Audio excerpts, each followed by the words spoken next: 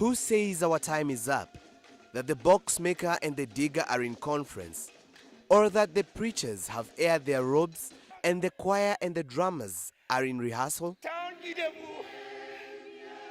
These are the lines from Professor Chinua and Awoonor's poem, Across a New Dawn. He was one of Ghana's greatest contemporary poets and one of Africa's most accomplished storytellers. The final chapter closed on Chinua and Awoonor's life on 21st September 2013. He was in Nairobi to attend the Story Moja Hay Festival. To London to stay with us, and she lives with us. Bullets from the attackers during the Westgate Mall raid brought his life to an end. At the scene, more than 70 people were killed.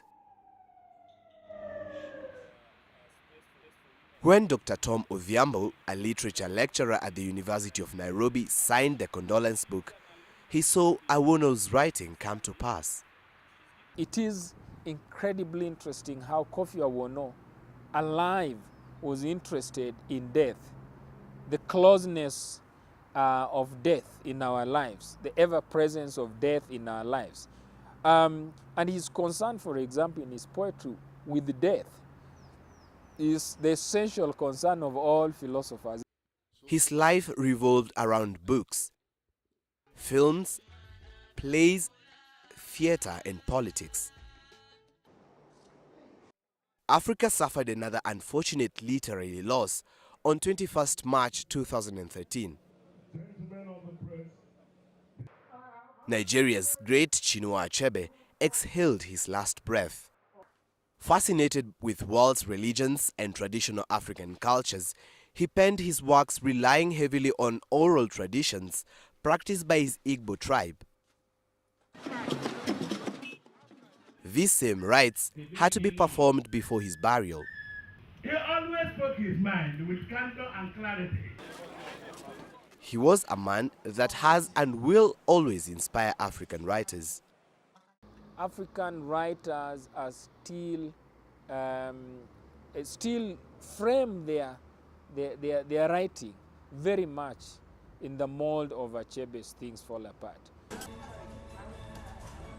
As a critique of the worst vices in society during his time, he shunned many he saw as Nigeria's corrupt politicians and twice turned down national honors. While many social commentators think that Africans don't read enough, contemporary writers are still considered important shapers of public perception for the continent's changing societies.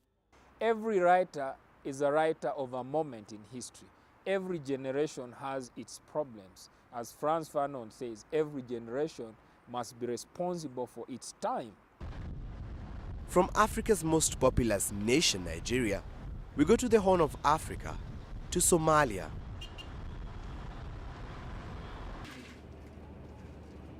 In a story we covered late last year, our colleagues lost their lives 2 decades ago.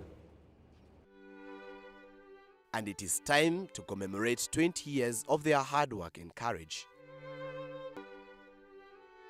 Anthony Masharia, Dan Eldon, Horst Maina, Hansi Cross met their death in Mogadishu after a mob descended on them while filming war.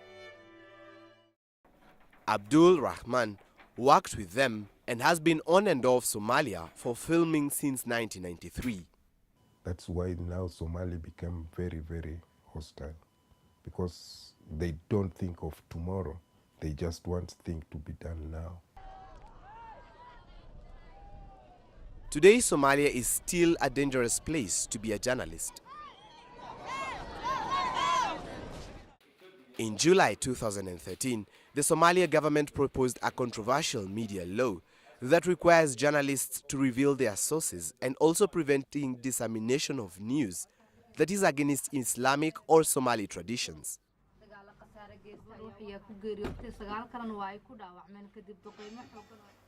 The law further gives government powers to shut down any privately owned media.